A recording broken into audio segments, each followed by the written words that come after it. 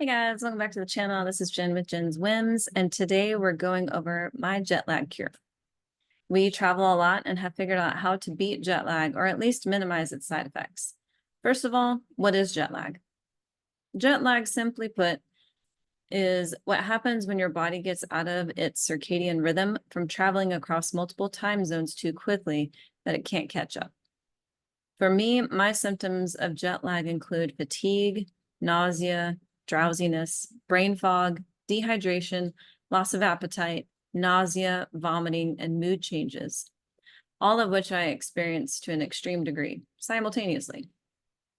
I had all these symptoms when we went to Italy 2 trips ago, and it took me about 5 days to adjust. It was like having the flu without the fever and congestion. I couldn't eat. I slept with a bucket next to the bed in case I vomited. I took prescription nausea meds, and that just made it worse. So since that trip, I did a ton of research and tried following these tips. And I was not jet lagged when we went to Italy last April.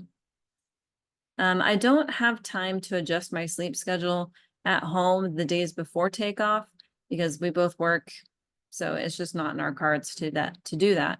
So here's the quickest way to adjust your body starting the day before travel. Tip number 1, rest the day before takeoff. If you're going from North America to Europe, get plenty of rest the night before takeoff. Don't try to deprive yourself of sleep thinking you'll catch some Z's on the next day's transatlantic flight. Tip number 2, water, water, water. According to the Aerospace Medical Association, the human body can lose approximately 8 ounces, 240 milliliters, of water per hour while on the plane. My flight was about 10 hours long, so I would need to drink a total of 80 ounces or 2,400 milliliters of water. So I bought 2 bottles of those tall 500 milliliter Smart Waters at the airport. And every time I saw a flight attendant go by, I asked them for a glass of water, and I requested extra water with my meals and snacks while I was on the plane. Over the course of the 10-hour flight, I ended up drinking a total of 66 ounces. That's 1,980 milliliters. Woohoo! Which was technically 14 ounces shy of my goal, but it did the trick. Tip number 3, carbs, carbs, carbs. I brought lots of snacks, and I made sure I didn't miss any of the food service. Travel and altitude can affect blood sugar levels. Mine were consistently low, so I planned ahead and snacked frequently. This definitely helped with my loss of appetite problem from before, where I was pretty much running on Cornetti and coffee for about 3 days. This time I was able to eat a full meal that very night, so I was super happy. Tip number 4, naps or sleep. We flew in main cabin extra on the bulkhead row. Although we appreciated the extra legroom, we did not, however, get a lie flat seat because we're in economy. We definitely had cabin envy of the business class, just a few rows ahead of us. I believe you should rest as much and however long your body lets you while you're on the plane. Just make sure you wake up at least 3 hours before landing. The flight attendants will turn on the sunrise lights and start food service then.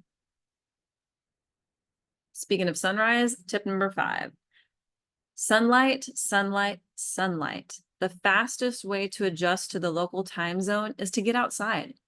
Just get as much natural light as possible when you land. Your body naturally knows what to do when it sees the sunrise and sunset. Avoid the urge to go to bed during the daylight hours. Wait until it's closer to the local bedtime, preferably after sunset. Tip number 6, hot, hot, hot water. It is super imperative that you follow this tip.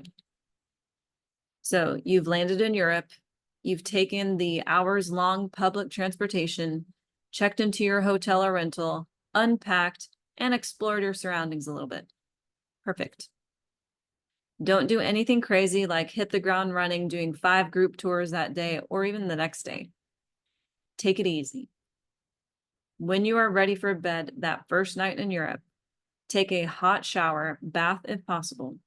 And I mean hot. I mean as hot as you can safely stand it. Stay in it for at least 30 minutes, then go to bed. You will sleep so soundly. Tip number 7. This one's easy. Caffeine. The next morning, start your day with some caffeine and light activity. On your second day in country, you will feel like you can conquer the world. Hope these tips help. Enjoy your flight across the Atlantic.